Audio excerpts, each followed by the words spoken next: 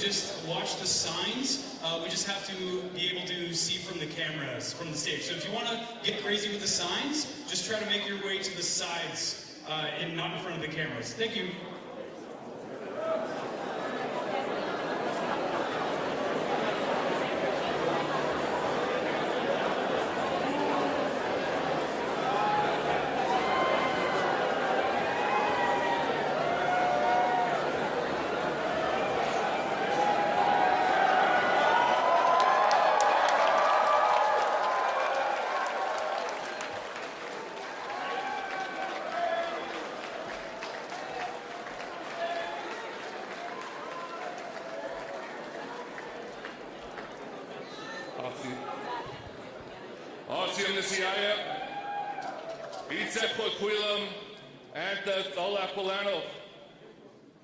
My name is Wade Grant. My traditional name is Sola Polano, and I'm the proud Liberal candidate for Vancouver Quadra.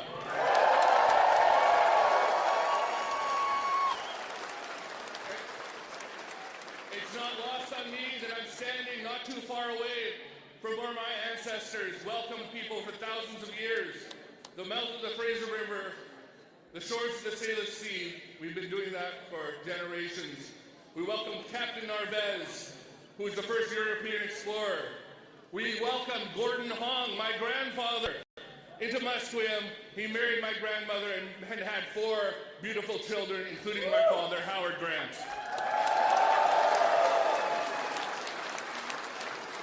The only way this night would have been better for me was if my children were able to be here. But my daughter is at her practice for her volleyball team because they're going to the Nationals in Edmonton next year. And my son said, "Dad, I would love to be there, but I have a very important English test tomorrow," and he's studying. So it's very, very prideful for me that they have such hard work ethics. And it reminded me of a comment in 2008 when my family stood and listened to the apology for residential schools, and a young parliamentarian said, "You know what we need?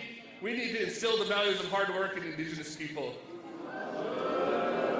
And that young man was Pierre Poilievre. Well, I've never met him, but I want to let him know that Indigenous people have known the value of hard work for thousands of years.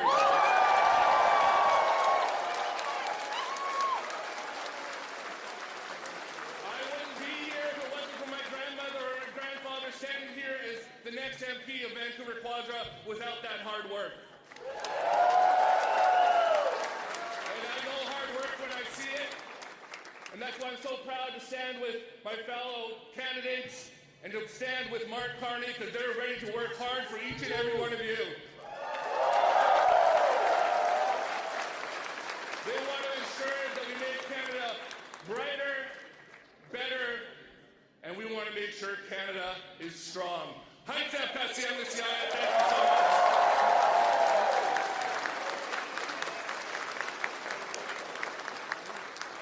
Wow, Wade. I don't know how to follow you on that one, but you know, what a great crowd today. How's everyone doing tonight? Good evening and bonjour à tous. Welcome to Richmond. I'm Wilson Miao, your Liberal candidate for Richmond Santa Marble. It's been a privilege to represent my community, this vibrant, diverse, and hardworking community. And it is also my absolute pleasure for being here today with all of you today. Wade, you know, this journey is just a start. And we're going to pull this off at the finish line.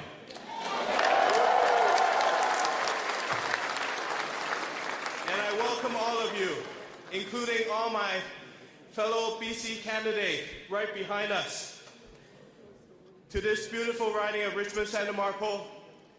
It is a pleasure that I'm joined here with my friends Jill McKnight and Parm Baines on this very special occasion.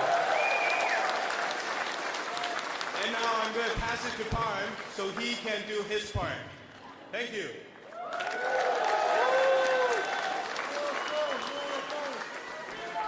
That's right. Thank you, Wilson. First stop, Richmond, British Columbia. And this little city of ours is going to keep Canada strong. Today I'm excited, as your Liberal candidate from Richmond East Easton, to be able to introduce a very special guest tonight, Prime Minister Mark Carney.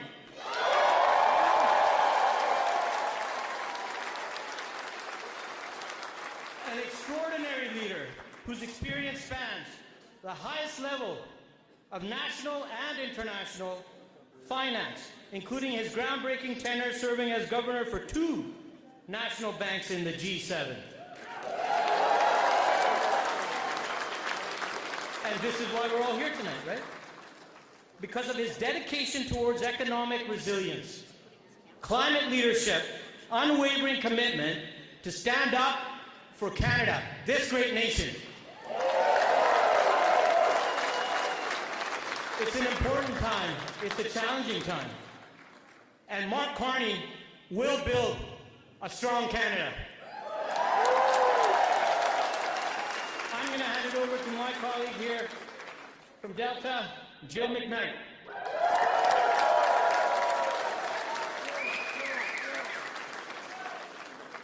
Thank you very much to my colleagues. It is an honor to be here. You're absolutely right.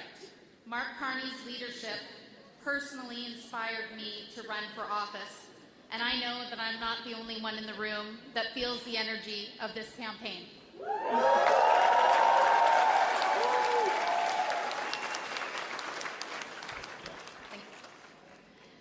Before we welcome the Prime Minister, as they say, beside every great man is an equally great woman.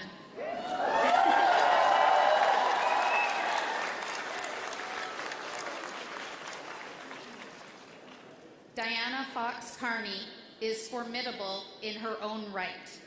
A globally respected economist and policy expert, her work specializing in climate, energy, and developmental policy has brought her to collaborate with numerous international organizations, charities, and think tanks to implement solutions to some of the biggest challenges we're facing today.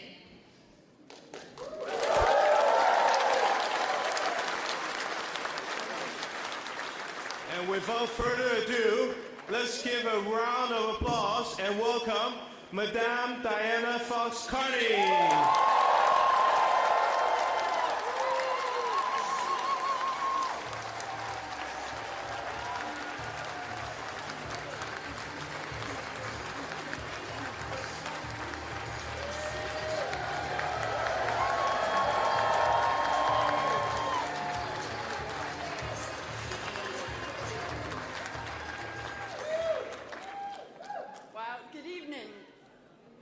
Thank you, Wilson. Thanks, everyone.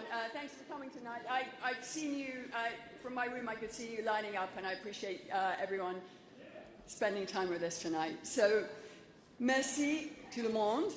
C'est un grand plaisir d'être parmi vous ce soir to tell you a little bit about someone that I know well and that you are just beginning to get to know.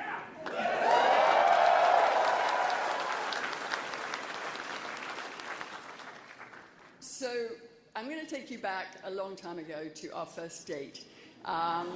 We were young, we were grad students, and we went out to dinner. It was an extremely nice dinner. We were getting on really well, everything was going very well.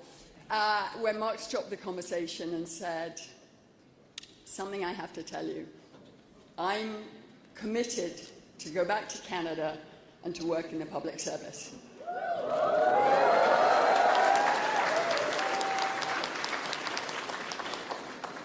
And it was an unusual kind of date gambit, that one. But I realized 2 things about, well, I didn't know he was going to be my husband then, but I realized 2 things about the man that I was dining with. The first, that he was a man of unusual conviction. He was a man of integrity, of values, and someone who had deep belief in service to his country.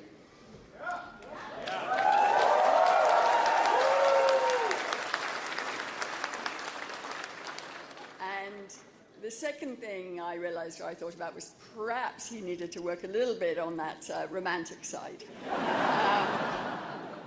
But work he did, and work he always does. He always does. So we made it on both counts. And I'm not in the slightest bit surprised that he's fulfilled his commitment to himself and to Canada and risen to this enormous challenge that we face now.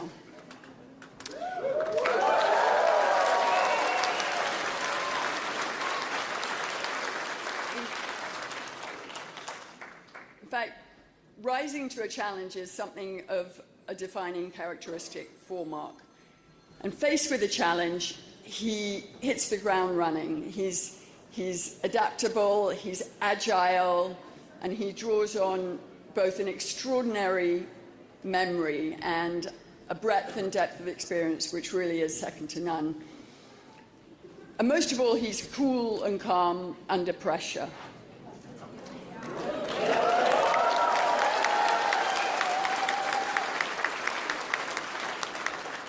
And nowhere was that more apparent than the morning after the Brexit referendum when we were living in London.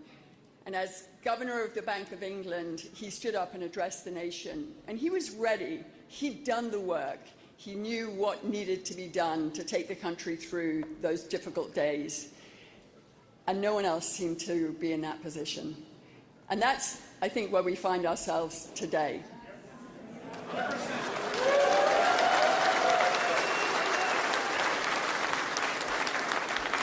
So, as his partner, I'm extremely proud of him. And as a Canadian, I'm extremely grateful that the man I met all those years ago, more than 30 years ago, has held tight to that strong commitment to public service. So I'm lucky to have him. We're lucky to have him.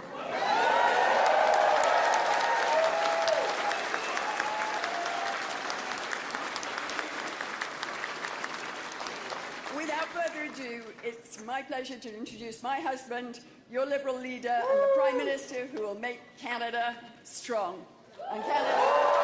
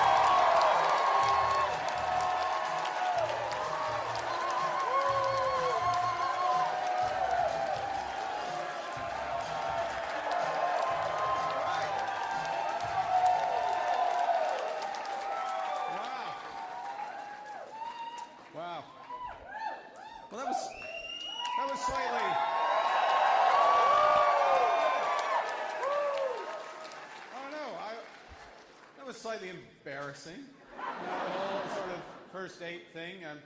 Miracle she's still with me. But thank you, Diana. But I am with you, Richmond. Thank you for being here. Merci.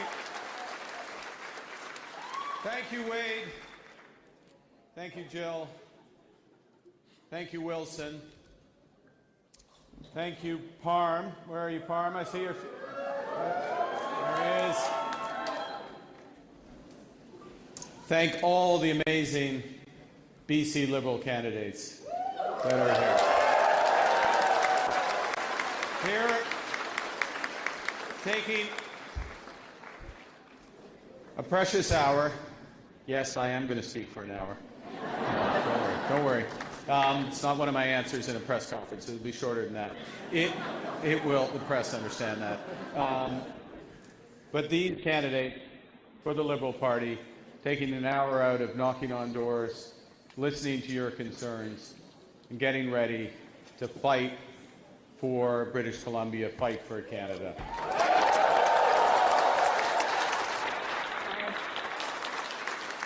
It is great. It's been, I don't know, 6 weeks since I was last here, 2 months, I guess, since I was last here in Richmond. Such an extraordinary place. The past, present, and future of Canada, right here. People who've made this their community, made this community strong. People of Richmond who are making Canada strong. So, when I come, I got a couple questions. First question. Who's ready?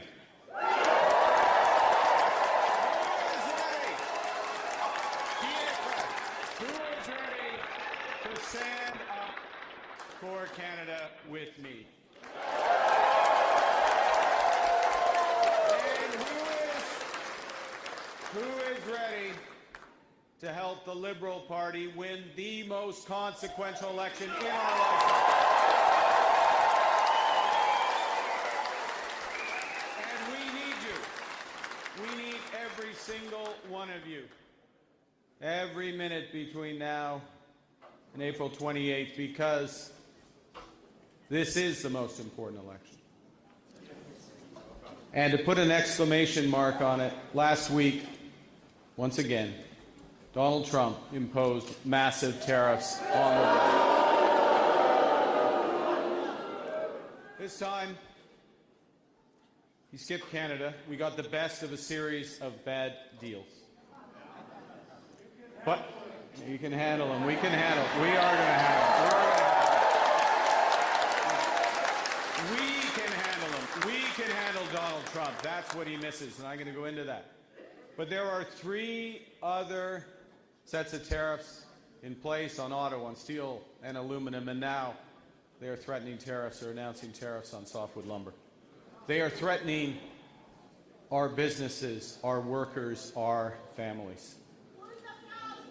And all of these tariffs, you have different excuses for them. They are all unjustified. They are all unwarranted. They are all misguided. But they're all having an impact. You know, I stood in the House of Commons last week and made this observation, and it's sinking in. It finally sunk into the financial markets. The global economy has fundamentally changed because of these actions. The system of global trade that's existed all my life, everyone in this room pretty much, the system of trade that was anchored on the United States, that we as a country have relied on since the end of the Second World War. A system that, while not perfect, has helped deliver prosperity to our country for decades. That system is over. Yeah, that system is over. And our old relationship with the United States, which in fits and starts, but in the same direction, was based on steadily deepening integration, getting closer with the United States. That relationship is over. And in many ways, this is a tragedy, but it's the new reality, and we have to respond to it. And we are responding. We are responding as Canada. We are responding with purpose and with force. We will fight, we will protect, and we will build.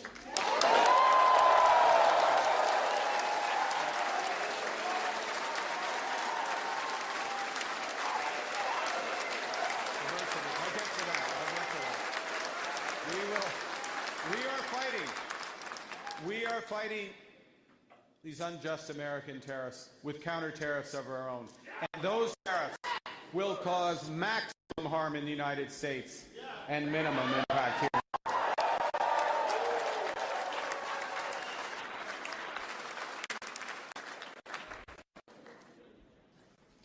Americans understand money, lawyers, and Fox News. So we're fighting them with tariffs. We're fighting them in the courts. We're going to win those court battles. It's just going to take a long time. Justice moves slowly in the United States. And as I said last night, I wasn't joking. We sent Doug Ford down on the Fox News. He's doing a damn good job. He's doing a damn good job. And now the American investors have woken up, and they're fighting and tanking their stock market. We told you it was going to come. But we're not just fighting. That's just fair. That's just right. But what we're doing is protecting our workers and our businesses. We're using every single dollar we collect from those retaliatory tariffs, and we're giving them back to workers and the businesses most affected.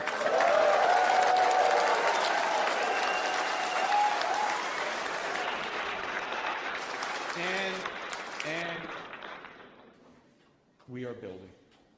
We have a positive agenda. We are building Canada strong. 100%. And you know, to build our country, to renew our country, is going to require big changes. And I'm ready to help make those.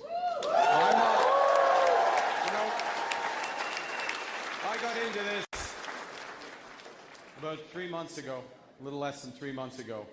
I'm not a career politician. Don't hold that against me. I'm not a career politician. I am a pragmatist. Yeah, so when I see that something's not working, I change it. And that's what I did. That's what I did in my first week as Prime Minister. New homes, boy, I don't have to tell you this here. Here in Richmond, here in BC, new homes are way too expensive. So we cut taxes on them. The capital gains tax hike was stifling the very builders we needed for those homes, the innovators that exist here. So we got rid of that capital gains tax hike. It's not coming back. And we recognized that while it was good on paper, the consumer carbon tax had become too divisive. So we eliminated it on day one. You might have noticed last week, up to 18 cents a litre off at the pump. The right time. Et nous avons élargi l'accès au régime canadien de soins dentaires pour que 5 millions de Canadiens de plus puissent en bénéficier. 5 million more Canadians. Right. Et nous avons renforcé nos relations commerciales avec l'Union européenne pour que notre économie soit moins dépendante des États-Unis. Et nous avons conclu une entente militaire avec l'Australie et renforcé notre collaboration militaire avec la France et le Royaume-Uni. Et pendant la première semaine, nous accélérons le développement de projets d'infrastructure majeurs et faisons du Canada une superpuissance des énergies vertes et traditionnelles.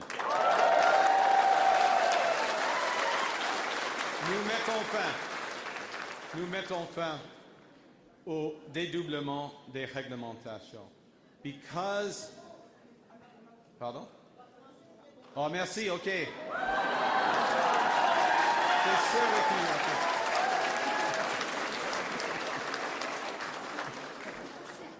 C'est mon professeur, là.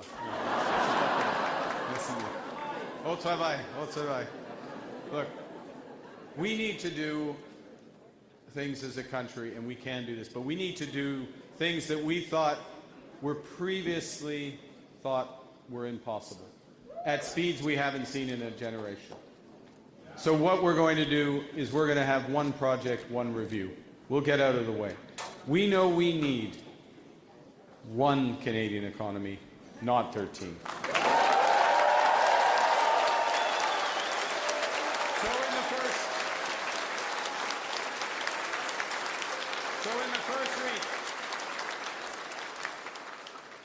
So at the end of my first week as Prime Minister, we sat down with all the premiers and we agreed to eliminate all the barriers to trade and labor mobility in our country. And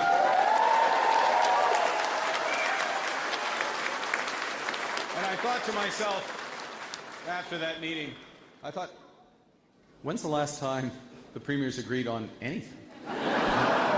Except that they hate the federal government, which is okay. It's fine if they hate us as long as we all deliver for you. And my government will do our part for that free trade in Canada by July 1st. We will eliminate all the federal barriers. Free trade in Canada. So in just 9 days, while we were formally in government, we did more than Pierre Poilievre has imagined in all his decades.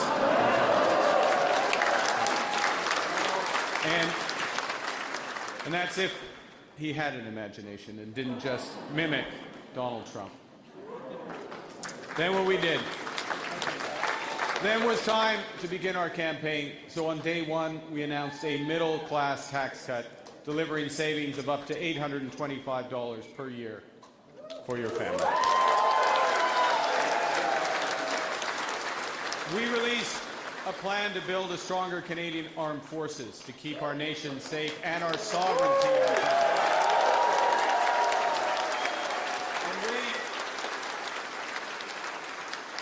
And under attack from the Americans, we unveiled in Windsor a strategy for a more resilient made-in-Canada auto sector and took steps to protect our country. In Montreal, we set out our plan to invest in trade infrastructure, including ports such as the Port of Vancouver, to diversify away from the United States.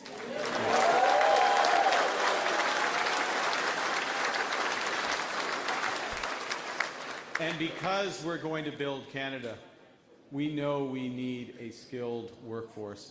So we unveiled measures, including covering the costs of apprenticeships, with the goal. And what's our goal? We're not looking, to be clear, we're not just looking to create hundreds of thousands of jobs in the skilled trades. We are looking to create hundreds of thousands of careers in the skilled trades. And part of that, and part of those careers is to fulfill our strategy, and I'm going to be talking about this more tomorrow, our strategy to double the pace of home construction to 500,000 new homes a year. A strategy that is based on innovation from here in BC in home construction and mass timber produced in this province that we don't need to ship to the Americans.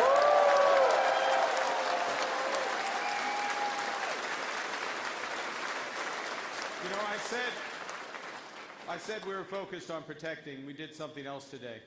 A few things. To protect Canadian seniors amidst this market turmoil, I announced a series of measures to protect their incomes. Yeah. And to protect our natural heritage. There's no better place to do this than British Columbia, to protect our natural heritage. We launched a bold new strategy to preserve our land, our water, our biodiversity.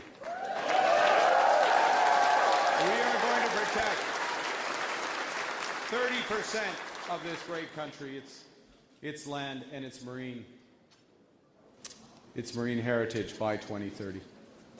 This is what we've done in 3.5 weeks. And I want to ask you, just imagine what we could do together if the Liberal Party gets a strong, positive mandate.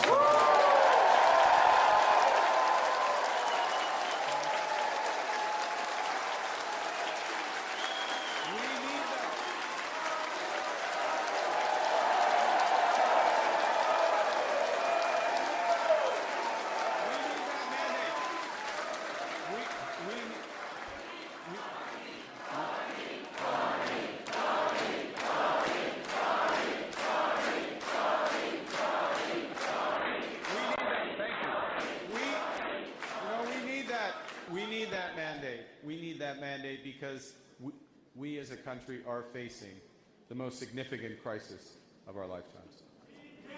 Yeah. President Trump wants to break us so that America can own us. That's the answer. It will never, ever happen. But we are over. And this has been tough. It's tough. We're over the shock now of the betrayal. But we should never forget the lessons of what's happened. Elbows up is one, yes. We have to look out for ourselves, and we have to take care of each other. Yeah.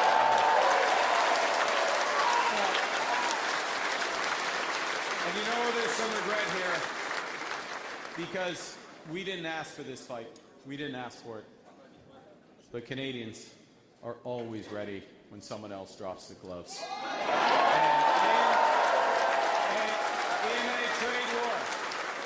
In a trade war, just like in hockey, we will win.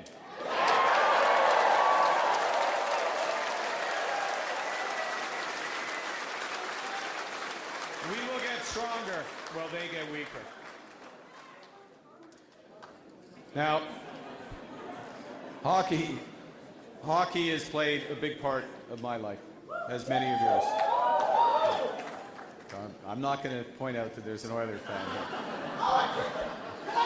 I grew up with the values that I learned on the ice, at the rink, at the kitchen table, in the classroom. My parents were teachers who stressed the importance of hard work. You're a teacher. You're a teacher too. Yeah. The importance of supporting each other in community and the importance of caring for other people. My hockey coaches taught me to play hard, to be ambitious, but because it's Canada, also to be humble. And I kept those values close to me when I was managing crises here in Canada and around the world. And I remembered them whenever I was working with others to build strong economies. And now I'm drawing on them to stand up to Donald Trump and to build the strongest economy in the G7, an economy that works for everyone.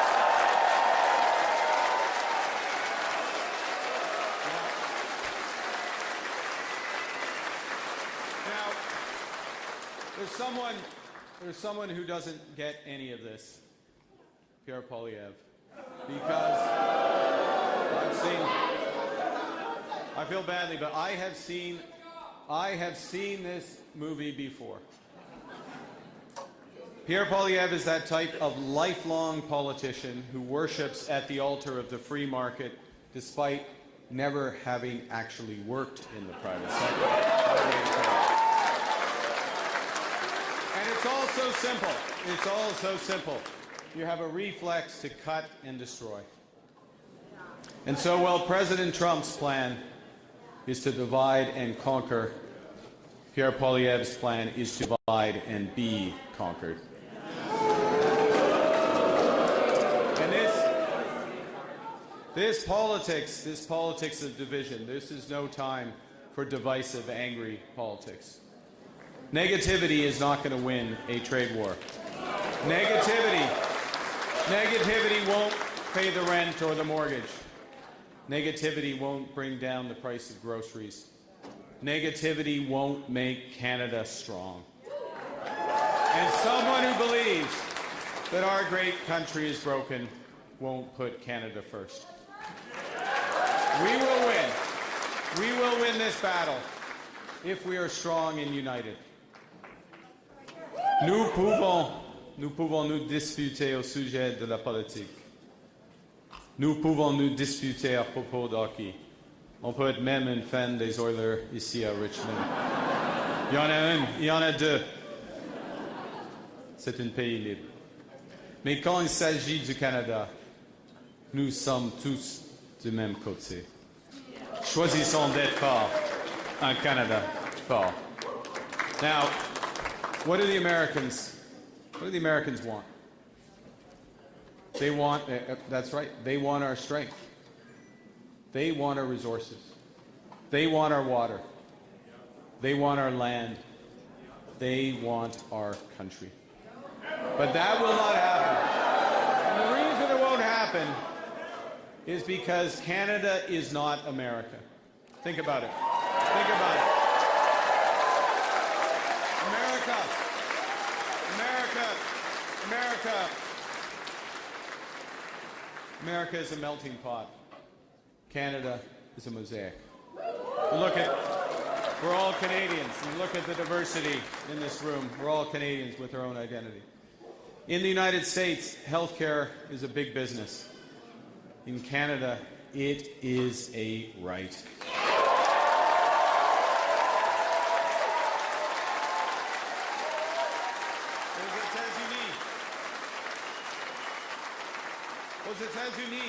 Aux États-Unis, on ne reconnaît pas les différences.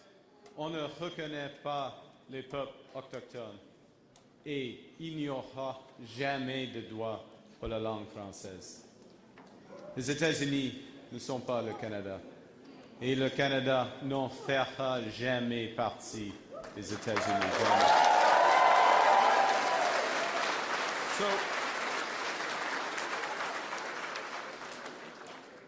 So the question comes down to, what do we do? And the important thing, what do we do to get out of this crisis? Get me elected. That's step one. Step one. Get me elected, and to get me elected, get them elected.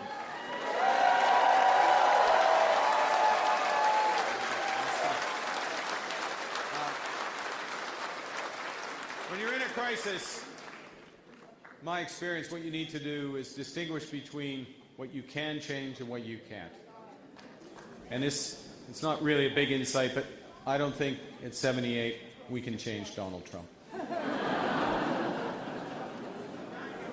And a person who draws their inspiration from Donald Trump, like Pierre Poilievre, he'll kneel before him before he stands up to him. And as Premier Smith said, and I quote, Pierre Poilievre is in sync with Donald Trump. Pierre Poilievre is choosing to be willfully blind to the many and growing threats that face our country. He refuses, for some reason, to get his security clearance. 940 days and counting since he became leader of the opposition. I got mine in 3 weeks. Just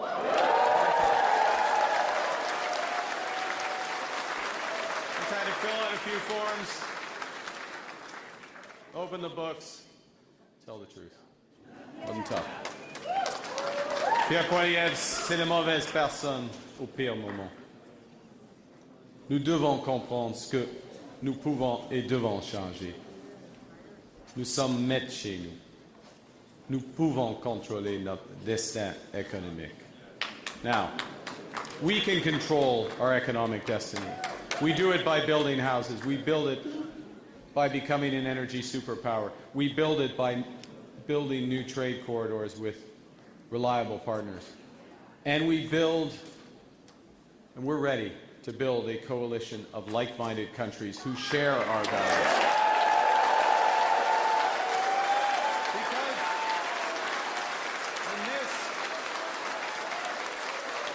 in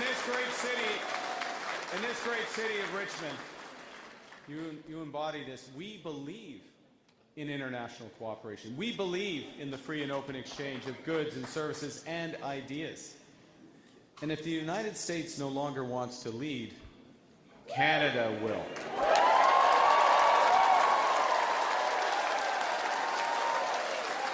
We will lead with the right values. Richmond, Greater Vancouver, as gateways to the world, strong ties to Asia, you will play central roles in building the strongest economy in the G7.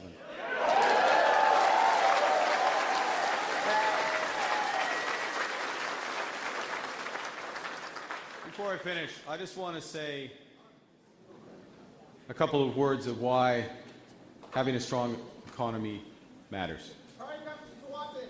I will come to Tsawwassen. I've been to Tsawwassen lots of time.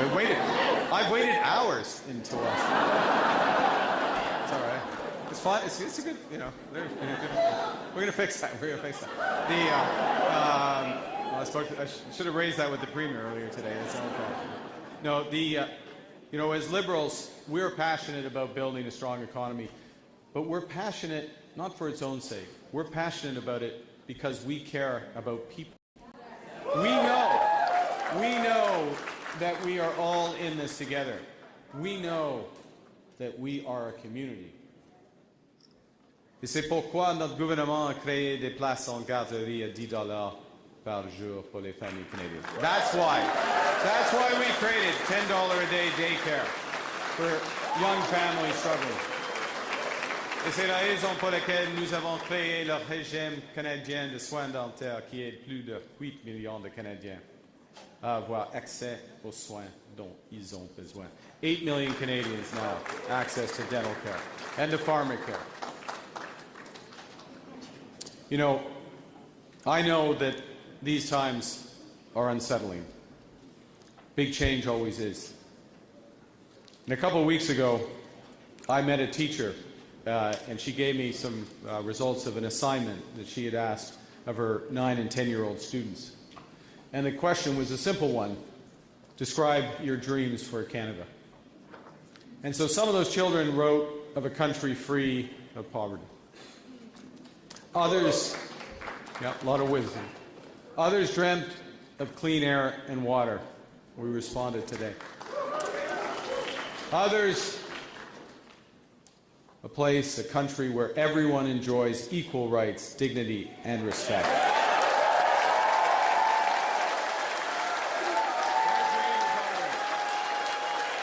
That's what we're fighting for. But you know what? What surprised me, and honestly bothered me, was that many kids wrote about tariffs and the threats to our sovereignty. Words I hadn't met at that age. And I'll quote one student, and I quoted this the other day, and they wrote, "I dream of a safe, a kind, and a clean Canada. A Canada that is not the U.S."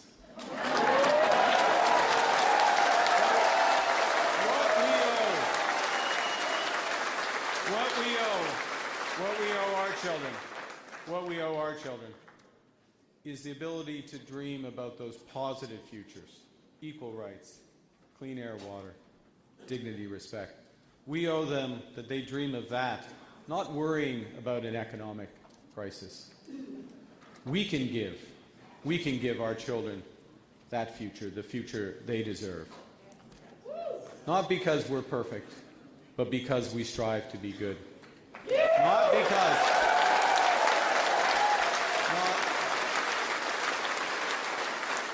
Not because it will be easy. Not because it will be easy, but because it's right.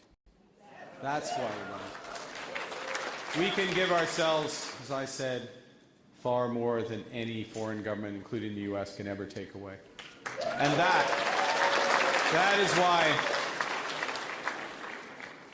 is why I'm up here before you tonight. Canada has given me everything. My family, my education, my values.